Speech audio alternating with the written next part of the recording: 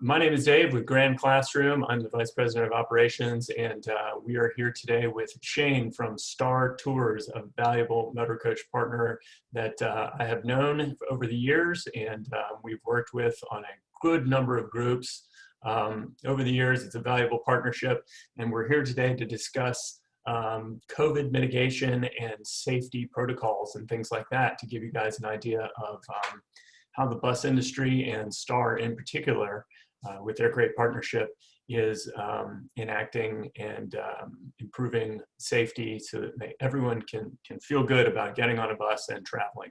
So Shane, why don't you tell us a little bit about who you are and what you guys do, and get us started. Sounds good. Thanks, Dave. So I'm Shane Lauler. I'm Vice President of Sales at Starr. I oversee our charter division, and I've been here for about 25 years now. So been working obviously with Dave and Grand Classroom for quite a few years, but Starr's been in business for a long time. We're now a third generation business. We've been around since 1947, have a sizable fleet here in our home base in New Jersey. And we focus a lot on the student market. Certainly that leads to our partnership with Grand Classroom, but have always been very, very focused on safety, and it's been core in everything that we've done since the very beginning. And certainly in these challenging times, there's a lot of things we have to do a little bit differently to make sure that we can make all of our travelers feel much more comfortable on the road in these times of COVID. So it's definitely providing some new challenges to us, but we've been able to meet them, we think, with a lot of special things. Yeah, for sure. It's a tough times for everybody, and everyone's had to sort of adapt on the fly, and things are so fluid and changing that, you know, the things that we discuss here today might be a little bit different by the time that you and your group are able to travel, but I can assure you that there will be a lot of safety protocols in place, both by Grand Classroom and by great motor coach partners like Starr. So Shane, why don't you tell us a little bit about what measures are being taken to ensure the cleanliness of the motor coaches, and that they're being properly cleaned and sanitized? How are you guys working with that? Absolutely. So we've put a few things in place. First and foremost, we are electrostatically cleaning all of our coaches.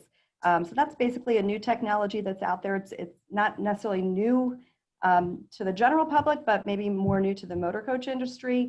It's being used in hospitals, the cleaning of schools, lots of other areas where the public safety and cleanliness is key.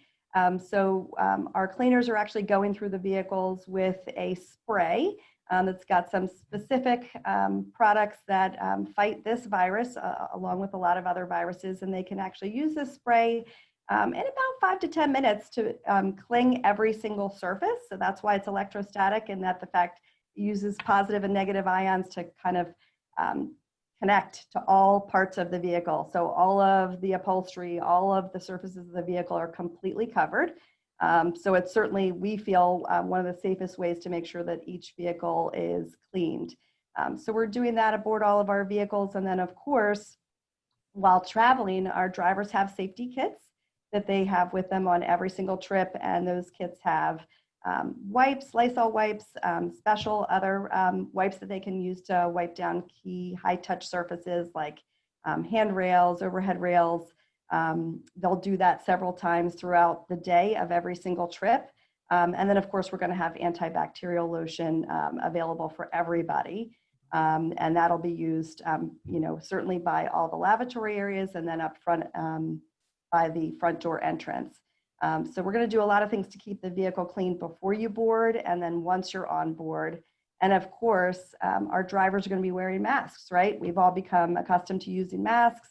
I think that's pretty mainstream. We are asking all of our passengers to wear masks as well. And the only thing I think that would be a little bit different when groups get on board is that we're asking for that first row that'll be actually vacant, so that there's just a little bit of extra distance between the driver and the group. And that's, again, you know, just for a little bit of extra safety. The drivers have a barrier behind them, behind their seat, like a plexiglass barrier, but that'll give some protection along with this extra distance. But beyond that, we feel the rest of the motor coach experience is really going to be the same. It's still a great way to travel. We just have to do a few extra things to just make sure that we're keeping it extra clean. Yeah, wow, that sounds great. So with those 2 seats removed, most of your buses are 56 passenger, and now they'll be 54? That's correct. So yeah, you're removing 4 seats out of there, so the 56 will become a 52. 52, okay. So still pretty good capacity. The whole first row, both sides. The Okay. whole first row. Yeah, we're doing that just for extra barrier, because sometimes the group leader or a teacher might sit up front. We think it's just a good idea. Our coaches have wireless microphones, so you can still use that and just be in that second row. But we feel that that's just, I think for now, the right steps. But again, to your point earlier, Dave, all of these things continue to evolve, right? So as we see things change, we're going to change with it, and we'll partner with you to make smart decisions for you and your groups. Yeah, that's great. Will the cleaning, like during the trip and all this kind of stuff, have any impact on driver hours? Great question. Yes. So we don't think it's going to have a dramatic impact on hours, but anything that the driver is doing while on board the coach does count against his on-duty time. Not his drive time, but his on-duty time. So that has to be factored into the 15 hours that he has available. But of course, that's not 15 consecutive hours, right? When he steps off the coach with a group and they're at a lunch stop, those hours don't count. So we think it's going to add, maybe an extra 15 minutes on the front end and back end so that they can do a thorough job. But again, we'll work closely with you on those itineraries, and we don't see it to be a problem at all, just to take those extra few steps in the morning and at night before heading in for the night. Yeah, of course. And that's something that for those of you planning trips and signing up for trips, if you don't know, that's something that is routinely worked out between a tour planner like Grand Classroom and a motor coach operator like Shane. And we'll ask that very question, and then we'll take that into account so that it's factored into the itinerary so that you don't have to worry about that kind of thing. We're worrying about that. So that's a great answer, Shane. It's good information. Thank you. What about the capacity on the buses? Is that something that will change to accommodate social distancing, or is that going to be up to the groups to make that decision on what level of comfort they have? Yep, great question. We are leaving that up to the group. Other than that first row that we talked about just a minute ago, we're really going to work with you for your own groups as to what everyone is comfortable doing. We certainly have had groups on the road already. Some have chosen to have a smaller group size, which is perfect, and some that have folks that really know one another or in close proximity that we're okay with having a larger number of passengers on board. So whatever is the preference of the group is fine with us. Yeah, that's great. I feel like if a group is comfortable with their safety protocols going into a trip, then they could be very comfortable with having a full bus. And absolutely, yeah, absolutely. That's great.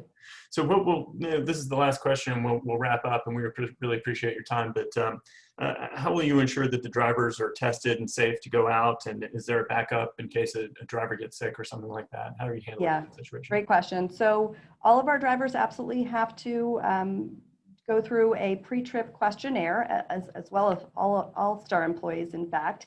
And that's going to make sure that they haven't been around anyone within the last 14 days that's had the virus or been exposed to the virus, that they don't have any symptoms that may mean that they could potentially be sick. Obviously, if any of those questions aren't appropriate, then they're not going to drive. And we certainly have enough drivers already lined up that if there's any issue, we can certainly just put somebody else in the seat to make sure that there's no chance of a driver reporting to work that may potentially be sick. We certainly want to make sure that we're being as safe as possible. Yeah, that's great. Cool.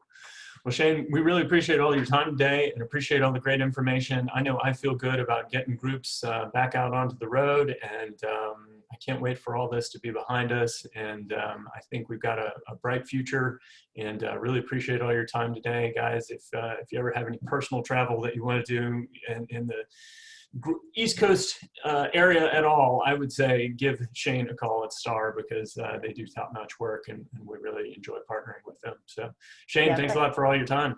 Thank you, Dave. Look forward to next season. Yeah, thank you very much.